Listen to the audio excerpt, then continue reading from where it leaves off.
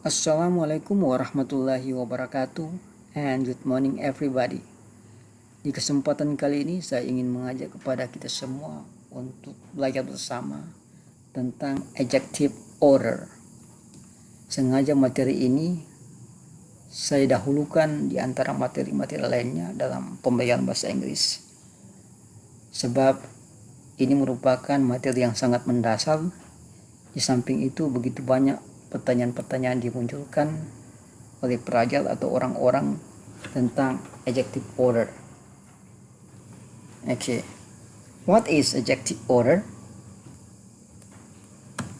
Apakah itu adjective order? Okay, let's see. Adjective order adalah urutan kata sifat yang menerangkan kata benda sesuai dengan ketentuan tata bahasa Inggris. Dalam susunan kata sifat yang menjelaskan benda biasanya terdiri dari dua atau lebih dari dua kata sifat, sehingga pelajar merasa kesulitan dalam mengatur peletakan kata demi kata. Dan inilah fenomena yang terjadi dalam pembelajaran adjective order ini. Mari kita lihat contoh-contoh yang ditampilkan. It is a yellow new car. It is new a car yellow. It is a new yellow car. And it is a car new yellow. Dari 4 kalimat ini ada satu yang sesuai dengan kaidah bahasa Inggris. Nah, kita tidak akan tahu urutan kata sifat yang sesuai dengan ketentuan tata bahasa Inggris apabila kita tidak mempunyai metode atau cara dalam menyusun rentetan kata sifat. Nah, arti dari kalimat ini adalah dalam bahasa Indonesia itu adalah sebuah mobil baru yang berwarna kuning. Nah, kalimat yang benar adalah it is a new yellow car. It is a new yellow car. Ini adalah kalimat yang benar.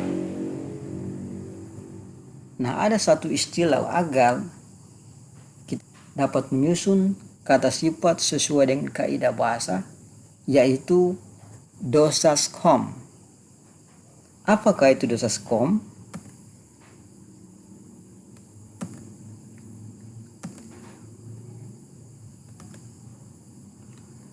Ya, D itu adalah determiner.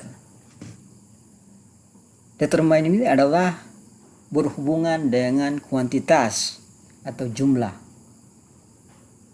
Ya, seperti an, sebuah, some and several, beberapa, many, banyak, little, sedikit, itu, and one, etc. Jadi bilangan atau angka-angka itu termasuk dalam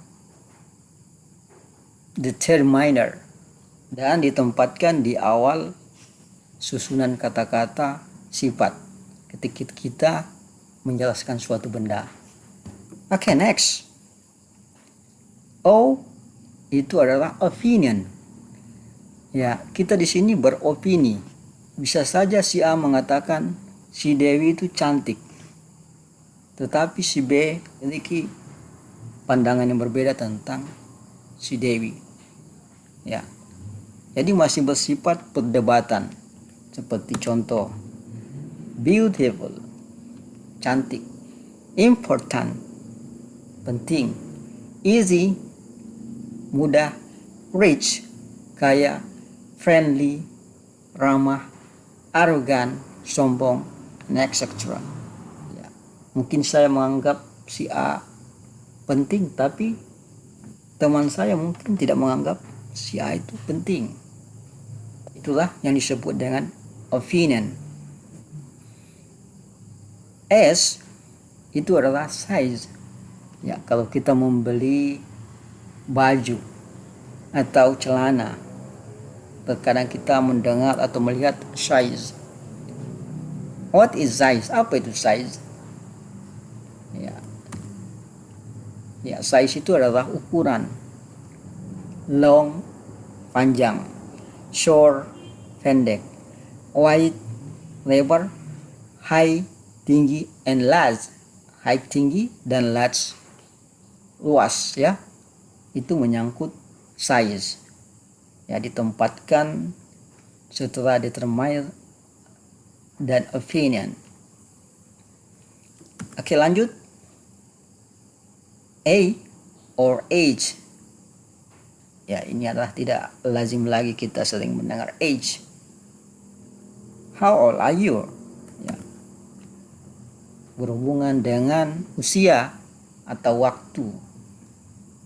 Ya, new baru, antik ya.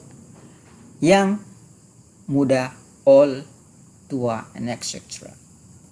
Okay, next. S, shape, bentuk. Round, bundar. Flat, datar. Triangle, segitiga, square, segi empat, and etc. Itu adalah shape. Jadi 2S di sini. Yang pertama adalah size, ingat. Kemudian shape. Oke, she, color. Color ini adalah berhubungan dengan jenis-jenis warna atau nama-nama warna. Saya pikir kita semua tahu tentang seperti apa itu warna. Like red, merah. Yellow, kuning. Blue, biru. Green, hijau. Black, hitam. White, putih. Brown, coklat, and etc. Ya, kita tinggalkan untuk color. Selanjutnya O, origin. Origin ini berhubungan dengan tempat asal atau bangsa.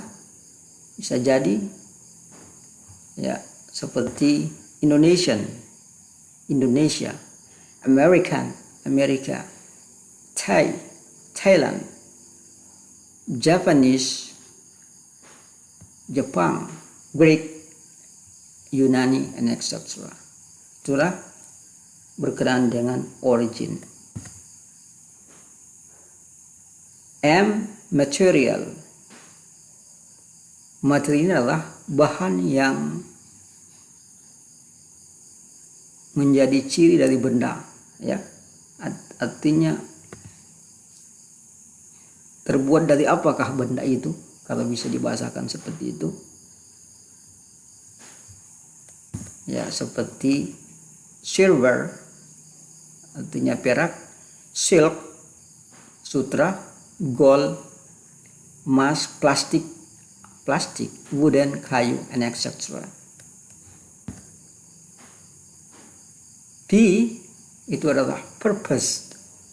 Purpose ini adalah diartikan sebagai kegunaan atau tujuan, seperti walking, cooking, eating, and sleeping.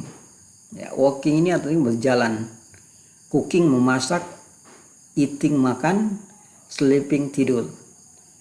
Walking terkadang dipasangkan dengan kata stick.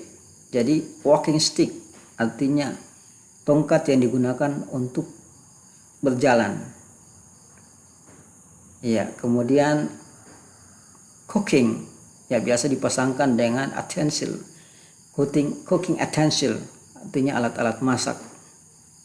And then also sleeping.